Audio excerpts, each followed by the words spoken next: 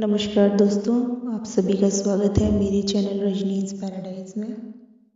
कभी कभी छोटी छोटी चीज़ें, छोटे छोटे विचार बहुत ही महत्व रखते हैं।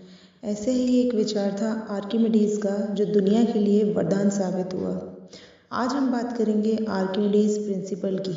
आर्किमिडीज़ प्रिंसिपल के बारे में आपने अपनी छोटी क्लासेस में, 9th क्लासेस में पढ़ा होगा। तो आज हम इस प्रिंसिपल के पीछे छिपी हुई एक स्टोरी के बारे में पढ़ेंगे, जो कि बहुत ही इंटरेस्टिंग स्टोरी है। तो चलिए देखते हैं कि वो स्टोरी क्या थी। आज से कुछ 2000 साल पहले यूनान के एक राजा थे, हेरोइन।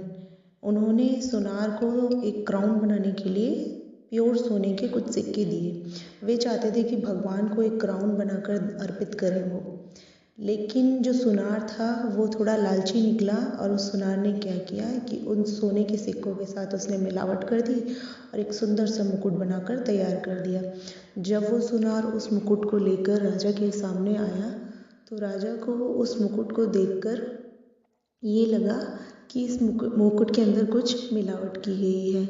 वो मुकुट इतना सुंदर था कि राजा उस मुकुट को तोड़ना नहीं चाहता था। वो बिना तोड़े ये जानना चाहता था कि इस मुकुट में कुछ मिलावट की गई है या नहीं, ये सुनार सच बोल रहा है या झूठ बोल रहा है। तो वो इस चीज़ को जानना चाहता था। इस चीज़ को जानने के लिए उन्होंने एक अपने बहुत ही जानकार मित्र को बुलाया, जो कि थे आर्किमिडीज़। आर्किमिडीज़ का नाम आप सभी ने सुना होगा। ये एक बहुत बड़े मैथमेटिशियन भी रहे हैं।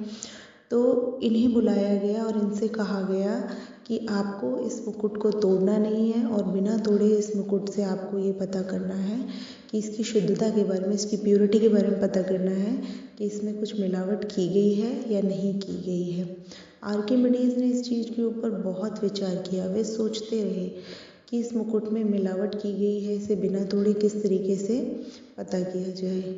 तो वो यही विचार कर रहे थे, और विचार करते करते वो नहाने के लिए अपने बाथिंग टब में जब गए, तो बाथिंग टब पूरी तरह पानी से भरा हुआ था। जैसे ही वो उस बाथिंग टब के अंदर घुसे, तो कुछ पानी बाथिंग टब से बाहर गिरा, और उन्होंने जैसे ही इस चीज़ को नोटिस किया, तो वे बिना कपड़े अपने पहने हुए और ज़ोर ज़ोर से चिल्लाते हुए, यूरेका यूरेका चिल्लाते हुए दरबार में हाजिर हुए। यूरेका शब्द का मीनिंग होता है कि मिल गया मिल गया। तो उन्हें अपने सवाल का जवाब मिल गया था, इसलिए वो उस खुशी में दौड़ते हुए दरबार में पहुंच गए, और उन्होंने राजा से कहा कि आप पानी से भरे 2 टब मंगाइए। वहाँ पे उस दरबार में पानी से भरे 2 टब मंगाए गए। आर्किमिडीज़ थे, वो ये जानते थे कि जो डिफरेंट मेटल्स होते हैं, अगर उनको सेम वेट लिया जाए, लेकिन उनकी वॉल्यूम्स अलग होती है और उनकी डेंसिटीज़ डिफरेंट होती हैं। तो डिफरेंट मेटल की डिफरेंट डेंसिटीज़ होती हैं और डिफरेंट वॉल्यूम होती हैं।